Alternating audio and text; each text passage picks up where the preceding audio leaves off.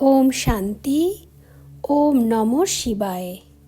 আজকের বরদান, হিম্মতবান ভব। বিশ্লেষণ। নতুন বছরের জন্য কি লক্ষ্য উদ্দেশ্য রাখবে? বাবার সম্মান সম্পূর্ণ হতেই হবে। কিন্তু কিভাবে হবে? বাচ্চারা বলে, বাবা তুমি আমাদের সম্পূর্ণ বানিয়ে দাও, আমরা রাজ্য করব। তাই হয় কখনো? বাবা সহায়তা করবে ঠিকই এবং অন্তিম সময় পর্যন্ত সাথেও থাকবে, এটা তো গ্যারান্টি। কিন্তু বাবা কার সহায়ক?